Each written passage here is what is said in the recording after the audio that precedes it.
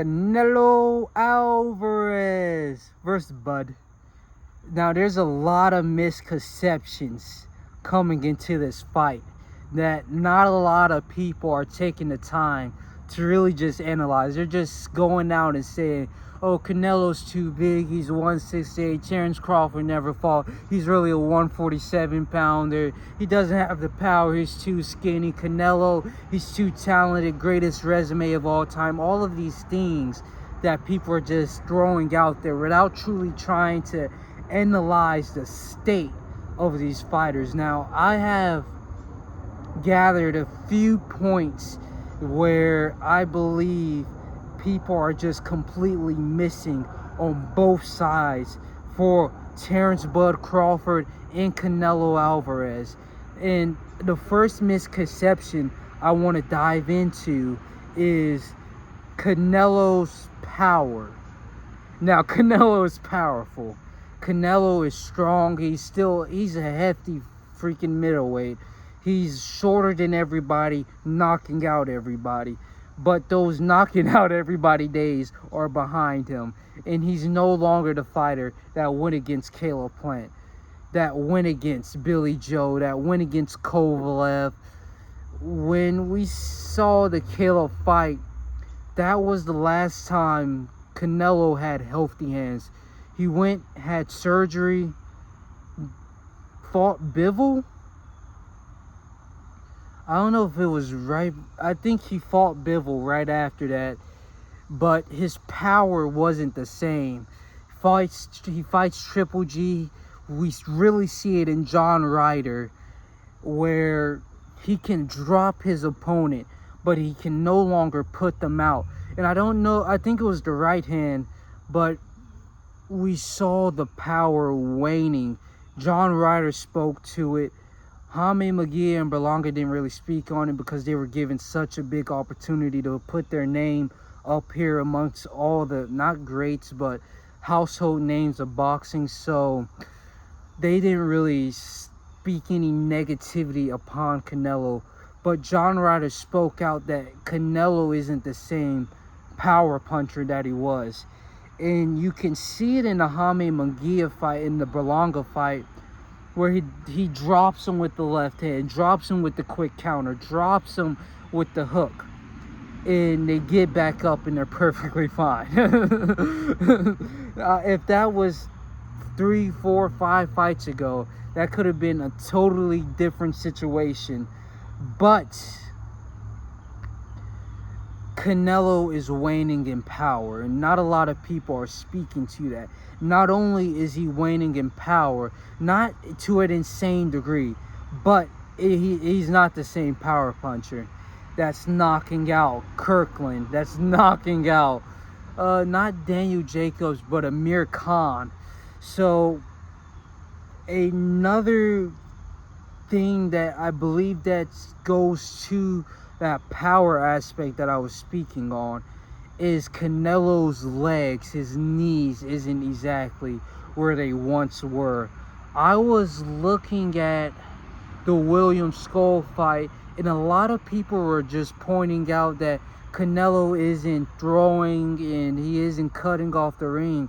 But what I saw was not necessarily a lack of motivation, but the lack of fluidity in his legs and his knees. He's not exactly moving. Do you remember I was gonna say Billy Joe song. Why would I say Billy Bobby?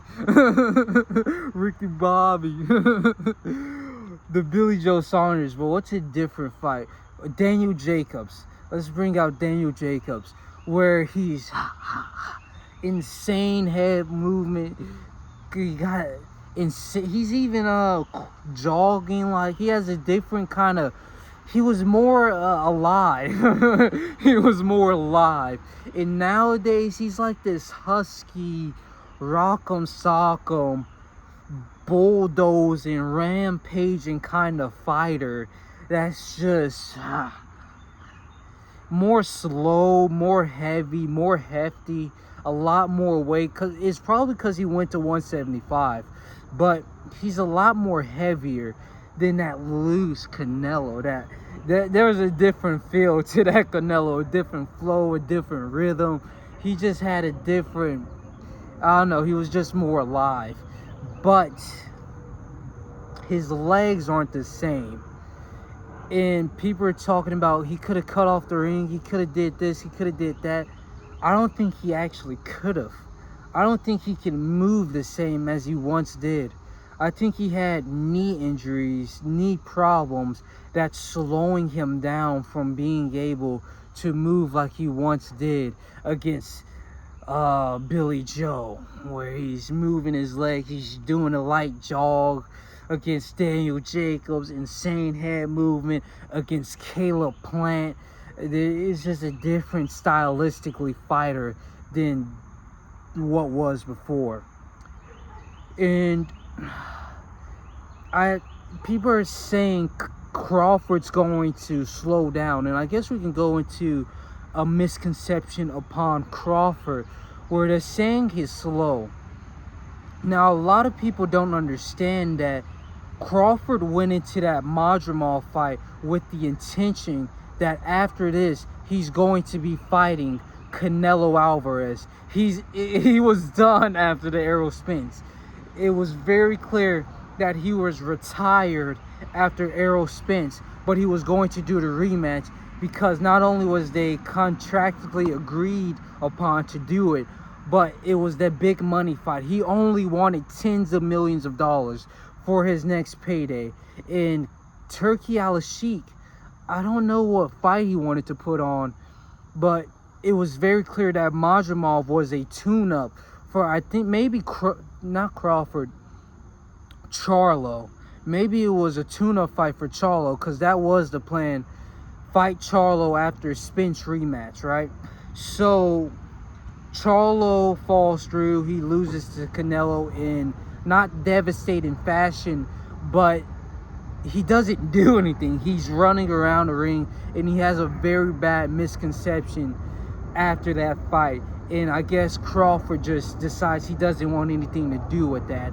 So now it's Canelo Alvarez, because now Canelo brings up Charlo to fight him, and there's a possibility if Crawford's a champion at 154, he can just do the same thing he did with Amir Khan and just bring up the lower fighter 2-3 divisions up. And so he goes to the Madrimov fight with the idea that he's going to be fighting Canelo Alvarez right after this fight. But a lot of people didn't peep that he was 175 going into fight night. And I believe that was all in preparation for Canelo Alvarez at 168. And if you're looking at that fight, yes, he didn't have the same movement. Yes, he wasn't as loose in the legs, but he held up pretty well. His punch speed was still there. Insanely fast fighter. Combinations, he could still let his hands go. And he was getting hit a lot with the right hand. But another thing that a lot of people missed was he never switched between orthodox and southpaw. And yes, he doesn't do it often, but he released a Instagram short, an Instagram video showing that he's moving around. And one thing I noticed was the entire video was in orthodox. I think he's going to actually switch it up. He even released a tweet about it where he's saying that he's going to he fooled I can't remember exactly, it was so long ago, but a lot of people misconceived. People got it wrong. He didn't do all he could in the Madrimov fight, and that was the plan. Okay, basically that's the ultimate paraphrase of that.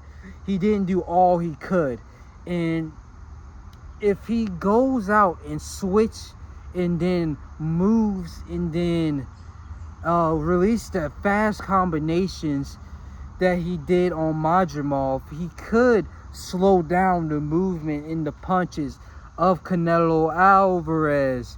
But and that's all for misconceptions that I have. I don't think